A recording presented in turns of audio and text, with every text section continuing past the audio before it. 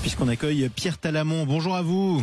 Bonjour. Soyez le bienvenu sur Sud Radio. Vous êtes le président de la Fédération nationale de l'habillement qui regroupe combien de centaines de milliers 35 000 boutiques indépendantes, 35 000 commerces indépendants de mode. Formidable, formidable. 35 000 commerces indépendants, souvent en centre-ville, pas toujours, mais très 70% en centre-ville. 70%, tous en solde en ce moment.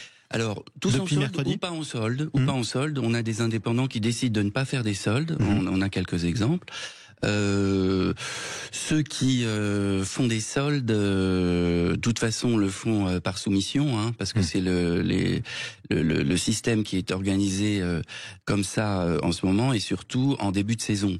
Nous, on milite vraiment pour que les soldes soient un déstockage fin de saison, qu'elles retrouvent leur rôle initial. Et donc, ce serait quand ? Eh ben, ce serait plutôt début février pour l'hiver, par exemple. Et donc, pour vous, les soldes sont trop tôt.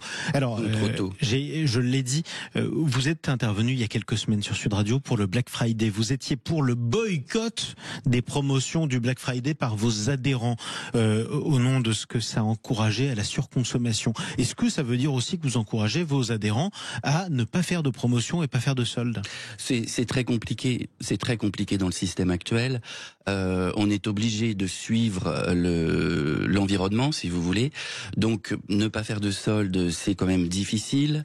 30% de nos adhérents avaient fait le Black Friday.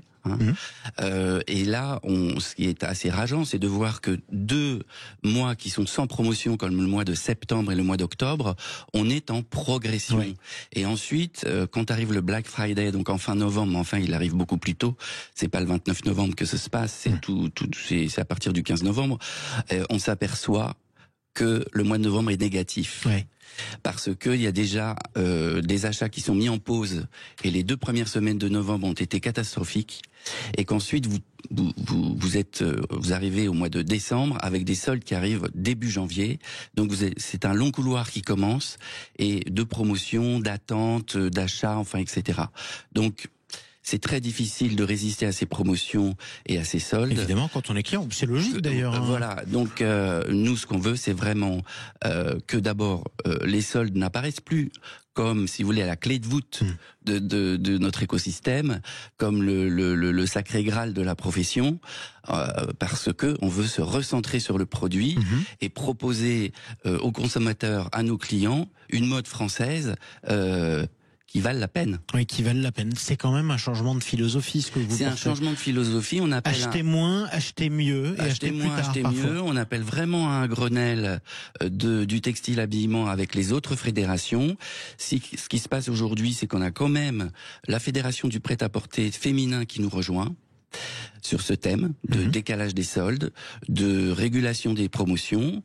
On a aussi le collectif de l'équipement de la personne et la Confédération des commerçants de France. Donc ça commence à faire du monde. Voilà, les lignes commencent à bouger. Les lignes commencent à bouger, c'est aussi parce que la situation est un peu difficile pour vos adhérents. Il faut bien le dire, le commerce indépendant souffre en ce moment, et pas seulement en centre-ville. Le commerce indépendant souffre pas simplement en centre-ville, mais je dirais que Paris est quand même plus impacté à cause de ces histoires de...